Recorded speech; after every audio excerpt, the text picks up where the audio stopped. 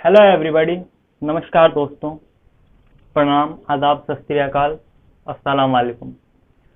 मेरा नाम है पारस मिश्रा और आज के इस वीडियो में हम बात करने वाले हैं एक ऐसे साम्राज्य की, एक ऐसे वंश की, एक ऐसे डायनेस्टी की। ये सब एक ही है, मैं घुमा फिरा के बोल रहा हूँ, लेकिन जी हाँ, आपने अंदाजा लगा लिया होगा या आपने थंबनेल को देख के ही आए हो तो आपको पता होगा। मैं बात करने वाला मौर्य वंश की, उस मौर्य वंश की जिसने पूरा इतिहास बदल के रख दिया। उसी मौर्य वंश की आज मैं बात करने वाला हूँ इस वीडियो में, और आपको कुछ ऐसे तथ्य बताऊंगा इस मौर्य वंश के बारे में जो शायद ही किसी को पता हो। तो वीडियो शुरू करते हैं। और इतना बता देता हूँ, इतना भयंकर वंश और इतना खतरनाक वंश ना फिर शायद ही आ पाया इतिहास में।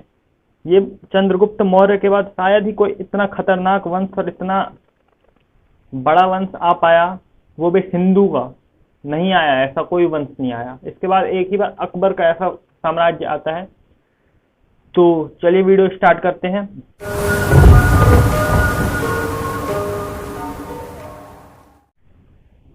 मौर्य वंश के बारे में जानकारी के कई स्रोत है। जैसे कि हम कह सकते हैं पुरातात्विक स्रोत से हमें पता चल जाता है, या फिर विदेशी यात्री जो हमें मिले हैं उनके छोड़े हुए स्रोत, या फिर साहित्यिक स्रोत। आपको जूनागढ़ अभिलेख के द्वारा भी पता चल जाएगा, आपको सहगौर अभिलेख में भी इसके कई विवरण मिले हैं। इसके अलावा इंडिका, जिसे मेगास्थनीस द्वारा लिखा गया था, जो कि एक यात्री था, और अस्टिन और जस्टिन के द्वारा भी मिल जाएगा।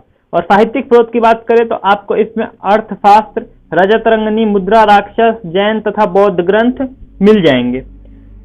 दोस्तों, मौर्य वंश के संस्थापक का नाम चंद्रगुप्त मौर्य था, ऐसा आपको पता होगा। इनकी माता का नाम मोरा था, यह निम्न जाति की थी। इनकी शिक्षा तक्षशिला में हुई थी। विशाख दत्त की पुस्तक मुद्रा राक्षस में नंद वंश के पतन तथा मौर्य वंश के उदय की चर्चा की गई है। इनके अनुसार चाणक्य के सहयोग से चंद्रगुप्त मौर्य ने धनानंद का अंत कर दिया और धनानंद की पुत्री दुर्धरा से विवाह कर लिया। जब चंद्रगुप्त मौर्य मगध का शासक था तब यूनानी आक्रमणकारी सेल्यूकस निकोटर ने आक्रमण कर दिया, किंतु चंद्रगुप्त मौर्य ने उसे पराजित कर दिया और उसकी बेटी कॉर्नेलिया, जिसे हेलेना भी कहा जाता था, उससे विवाह कर लिया। और दहेज में एरिया, आराकोसिया, जेड्रेसिया तथा पेरिस्पेमिया दहेज में दे दिया गया उसको।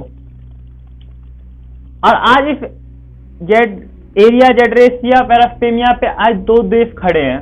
जी हाँ, मैं किसी और की बात नहीं, पाकिस्तान और अफगानिस्तान की बात कर रहा हूं। इसके अलावा चंद्रगुप्त मौर्य ने सेल्यूकस निकोटर को 500 हाथी गिफ्ट किए थे। सेल्यूकस निकोटर ने अपना एक राजदूत मेगास्थनीस को चंद्रगुप्त मौर्य के दरबार में भेजा। मेगास्थनीस की पुस्तक इंडिका से मौर्य वंश की जानकारी मिलती है। इंडिका में लिखा है कि मौर्य काल में समाज 7 भागों में बटा था तथा भारतीयों को लिखने में रुचि नहीं थी। चंद्रगुप्त मौर्य ने बंगाल अभियान भी किया, जिसकी जानकारी महास्थान अभिलेख से मिलती है। गोरखपुर में स्थित सहगौर तथा ताम्र अभिलेख से अकाल के दौरान चंद्रगुप्त मौर्य द्वारा किए गए राहत कार्यों की चर्चा है। चंद्रगुप्त मौर्य को जैन धर्म की शिक्षा भद्रबाहु के नेतृत्व से मिली थी। भद्रबाहु के साथ ही चंद्रगुप्त मौर्य कर्नाटक के श्रवण बेलगोला चला गया था, जहां 298 बीसी में संलेखना विधि से प्राण त्याग दिया गया। यहाँ पे मैं बता दूं आपको, संलेखना विधि कुछ खास नहीं है। जैन धर्म में मृत्यु जब होती है तो उसी को संलेखना विधि कहा जाता है। रुद्रदामन के जूनागढ़ अभिलेख से, जो कि गुजरात में स्थित है, जानकारी मिलती है कि चंद्रगुप्त मौर्य ने सरकारी खर्च से गुजरात के सौराष्ट्र में सुदर्शन झील बनवाई थी। इस अभिलेख में चंद्रगुप्त मौर्य के पश्चिम विस्तार की जानकारी मिलती है।